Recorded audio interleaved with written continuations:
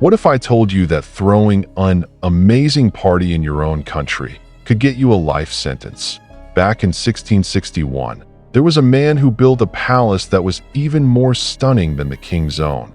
Just a couple of weeks after it was finished, he ended up in prison. It wasn't due to inciting a revolt or anything like that. Nope, it was just because he made the king feel less important. Let me share the story of Nicolas Fouquet with you. France was rebuilding after years of war. The king, Louis XIV, was young, only in his early 20s. He wanted power. He wanted respect. He wanted to be remembered as the greatest king in Europe. Serving under him was Nicolas Fouquet, the Minister of Finance. Fouquet was smart, confident, very wealthy. He helped manage the country's money. He supported artists and writers. He built strong political connections. People admired him. Some even whispered, "He looks more like a king than the king." And that was dangerous. Fouquet had a vision to create something truly remarkable, to bring this dream to life. He enlisted the top architect, painter, and garden designer in all of France. The result of their collaboration was a stunning palace named Vaux-le-Vicomte. It was simply mesmerizing. The gardens were immaculate.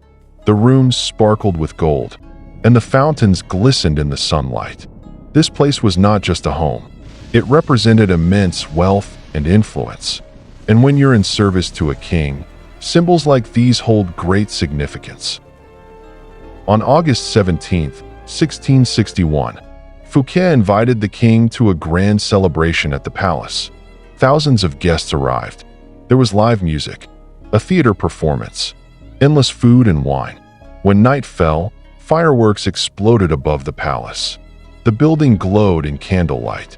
Guests looked around in awe. Some quietly said, "This is more beautiful than the king's own palace." Louis XIV smiled. He clapped. He thanked Fouquet, but inside, he felt humiliated. How could a servant live better than the king? If Fouquet looked richer, would people start respecting him more than the crown? In that moment, the king did not see beauty. He saw a threat. After the party, the king returned home in silence. But his pride was wounded. In a monarchy, image is everything. If the king appears weaker than his minister, his authority is questioned. Louis XIV decided something had to be done.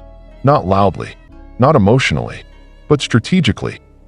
On September 5, 1661, royal guards arrested Nicolas Fouquet.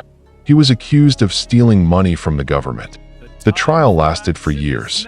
Some charges may have been true, but many historians believe the real reason was jealousy. Fouquet expected exile.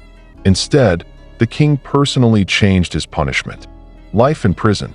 He was locked inside a remote fortress. The man who once hosted the grandest party in France would spend the rest of his life behind stone walls. After Fouquet was imprisoned, Louis XIV hired the same architects and artists to build something even bigger, the Palace of Versailles. A palace so magnificent, no one would ever outshine him again. Nicolas Fouquet did not attack the king. He did not try to take the throne.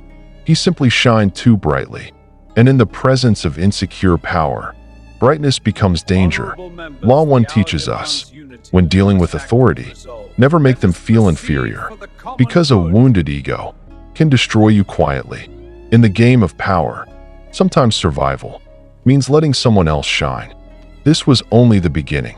47 rules still control the game. Most people will never learn them. Will you? Subscribe now, before someone else uses them on you.